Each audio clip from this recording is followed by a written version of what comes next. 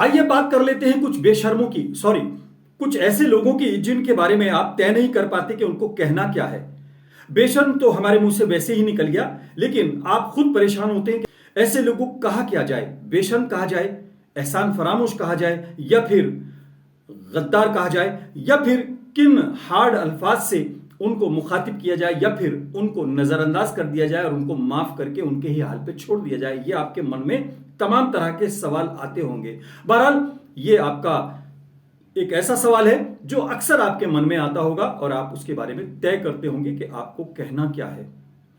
लेकिन आज हम आपसे एक ऐसे टॉपिक पर बात कर रहे हैं जो शायद इंटरनेशनल तो है, लेकिन आप सब उससे जुड़े हुए हैं। धर्म से अलग, संप्रदाय से अलग, देश से अलग। मेरे ख्याल में पूरी दुनिया में आज सबसे ज्यादा अगर सिंपैथी कहीं गेन की जा रही है तो फिलिस्तीन के उन मासूम बच्चों के लिए की जा रही है जो कहीं ना कहीं इजरायली फौज के साथ एक तरह से लड़ने के नाम पर या उनके साथ कार्रवाई के नाम पर जुल्म सह रहे हैं। वो मासूम बच्चे जिनको ये मालूम नहीं कि दुनिया में आने के बाद उनको क्या करना था।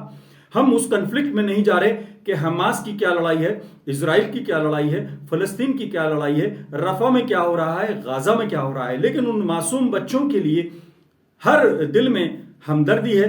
अमेरिका की तरफ से भी परसों कहा गया है, एक बड़े वहां के सेनेटर ने कहा है कि ये ज्यादती हो रही है और इजराइल को अब ये तमाम चीजें रोक देनी चाहिए। वो अमेरिका जिसने कभी इजराइल के खिलाफ कभी कोई बयान नहीं दिया, वहां से भी अभी आवाज उठने लगी है कि बच्चों के साथ जुल्म हो रहा है। लेकिन अगर आपको ऐसे में पता लगे कि उन बच्चों के ऊपर जुल्म करने वाले लोगों में कौन कौन लोग शामिल हैं, तो यकीनन आपकी नफरत उसके प्रति बढ़ जाएगी। और खास तौर से जबकि वो जुल्म करने वाला सहयोगी कोई और नहीं बल्कि वही हो जो कि खुद भी उन मासूम बच्चों के मजहब से ताल्लुक रखता हो। उन मासूम जो बच्चे हैं, महिलाएं हैं, जो लड़कियां हैं, जो छोटी छोटी बच्चियां हैं, उन्हीं के धर्म से उसका ताल्लुक हो, बल्कि कहा जाए उन्हीं के धर्म के नाम पर उस देश का वजूद सामने आया। चौंके नहीं। आप तय मत कीजिए कि मैं किसका नाम ले रहा हूं। इस्लाम के नाम पर एक ही देश पूरी दुनिया में वजूद में आया और वो है पाकिस्तान।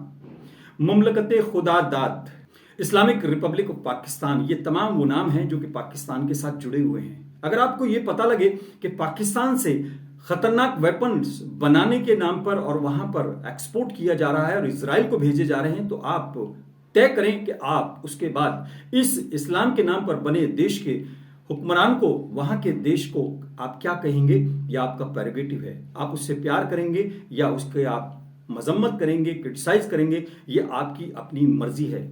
लेकिन मैं आपको वो खबर बता रहा हूं जो शायद आपको यकीन ना आ रही हो। आप गूगल कर लीजिए, मीडिया रिपोर्ट्स उठा लीजिए, बाकायदा इजराइल को और तमाम देशों को, अभी तक तो यूक्रेन को हथियार सप्लाई करने की एक तरह से खबरें पाकिस्तान के हवाले से आ रही थी, लेकिन अब उस देश के लिए पाकिस्तान की तरफ से हथियार सप्लाई करने की खबरें आ रही हैं जिसके लिए पासपोर्ट तक पर नाम वहां पर मौजूद नहीं है, यानी वहां पर वीजा भी नहीं दिया जाता जाने के नाम पर, क्योंकि ये देश इस्लाम के नाम पर बनाया गया था और इजराइल जाना आना वहां पर ममनू है, प्रोहिबिटेड है। यानी इजराइल के नाम पर पाकिस्तान अपने आप की मार्केटिंग करता है, इस्लाम के नाम पर मार्केटिंग करता है, इस्लामी देश के नाम पर वो अपने आप को साबित करने की कोशिश करता है। और कभी कभी तो वो, बल्कि अक्सर तो वो भारतीय मुसलमानों की हमदर्दी में यूएन तक में आवाज उठाने की कोशिश करता है और हमदर्द अपने आप को बताता है।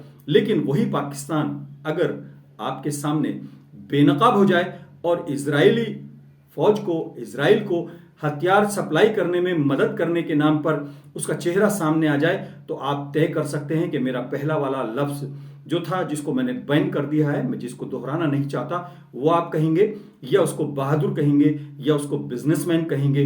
आप क्या कहेंगे, ये आपका प्रेरोगेटिव है। आपको मैं वो खबर दे रहा हूं जो इंटरनेशनल मीडिया पर लगातार दिखाई जा रही है। उससे भी ज्यादा गंभीर बात मैं आपको बता दूं कि पाकिस्तान के अंदर यूएस जो सेंटकॉम है, सेंट्रल कमांड के जो ऑफिसर्स हैं, उन्होंने बाकायदा वहां के फ्रंटियर एरियाज में विजिट किया और टेररिज्म के खिलाफ जो एक कथित युद्ध लड़ने का माहिर खासतौर से पाकिस्तान अपने आप को बताने लगा है और उसके नाम पर, इंटरनेशनल एड के नाम पर वो अपना देश चला रहा है, वो विजिट किया गया और बाकायदा वहां पर एक तरह से फिर वो माहौल बन रहा है जो कि पिछले कुछ दिनों में आपने देखा होगा, जिसके बारे में खुद इमरान खान ने कहा था कि हमारी वो गलती थी। खुद पाकिस्तानियों ने, पाकिस्तानी हुक्मरानों ने, वहां के समझदार लोगों ने, बल्कि पाकिस्तान हमदर्द लोगों ने कहा था कि हमने यूएस की मदद करने के नाम पर हमने अपने ही लोगों को मौत के घाट उतारा।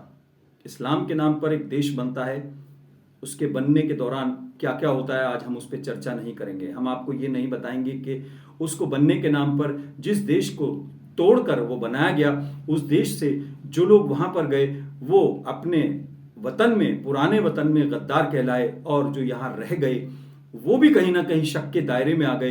रास्ते में कितने लोग मारे गए, उधर से आने वाले लोग कितने मारे गए, इधर से जाने वाले लोग कितने मारे गए, आज उनकी चर्चा नहीं है। लेकिन इतना जरूर है कि कई दशक से, 7-8 दशक से जो लोग इस दंश को झेल रहे हैं और जो लोग सोच रहे थे कि हमने इस्लाम के नाम पर एक देश का गठन किया है, उसके अंदर इस्लाम के नाम पर क्या हो रहा है ये आपको सोचना होगा। बहुत लंबा टॉपिक है, लेकिन सरसरी तौर पर मैं बता दूं कि एक अकेला गुनाह जिसके खिलाफ अल्लाह ने ऐलान किया है कि मेरा जंग का ऐलान है, रिबा, सूद, वो वहां रोकने के लिए ड्रामे तो होते हैं, बिल लाया जाता है, लेकिन आज तक उस पर एक राय नहीं बनी। वहां पर जो गे कानून है, हमजिनसी कानून है, यानी समलैंगिक कानून है, वो बना दिया जाता है। दुनिया में कहीं नहीं है, इस्लाम के नाम पर बने इस देश के अंदर है।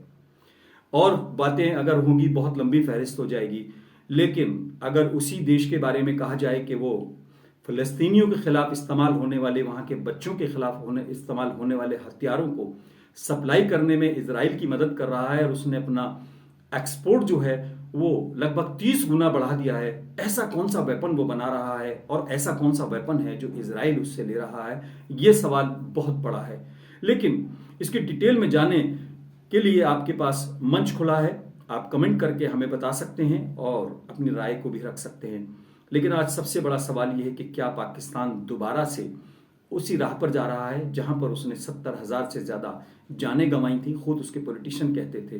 क्या पाकिस्तान उसी राह पर जा रहा है कि इस्लामिक देश होने के साथ साथ उसने अपने ही मुस्लिम भाइयों के ऊपर 50,000 से ज्यादा ड्रोन हमले और वहां से 50,000 से ज्यादा फ्लाइटें उड़ के गई हों, अमेरिका को उसने अपने बेस दिए हों, यहां से फ्लाइट उड़ के वहां गई हो, वहां पे बम मार कर वापिस आ गई हो, फिर तेल लिया हो, फिर वहां जाकर बम मारा हो, फिर आ गए हो, उसी इस्लाम के नाम पर क्या फिर पाकिस्तान उसी राह पर चल रहा है कि चंद पैसों के लिए और अपना कर्जा उतारने के लिए वो अपने ही हम मजहब लोगों के, खास तौर से उन लोगों के नाम पर जिनके नाम पर उसने इस देश का गठन किया, जिन्ना साहब ने जिस मजहब के नाम पर इस देश का गठन किया था, क्या उसी समाज को वो मौत के मुंह में ढालने के लिए फिर तैयार हो गया है? क्या वो सौदा कर रहा है? इस सौदेबाजी को खास तौर से पाकिस्तान की आवाम को सोचना होगा। हालांकि हम मजबूर हैं, इंटरनेशनल ट्रीटीज के अंदर हम भी पाबंद हैं, हमको अधिकार नहीं है कि किसी देश के इस तरह की चीज़ों को हम मंजर आम पर लाएं और उस पर बात करें। लेकिन चूंकि तमाम चीज़ें ये मीडिया पर आ चुकी हैं, सारी रिपोर्ट्स मौजूद हैं, आप देख सकते हैं, और ख़ास तौर से फ़लस्तीन के उन मासूम बच्चों के लिए जब पूरी दुनिया में हमदर्दी है, चाहे वो ईसाई हो, चाहे वो कोई और मज़हब का मानने वाला हो, चाहे वो मुसलमान ना हो, लेकिन सबके दिल में दर्द है।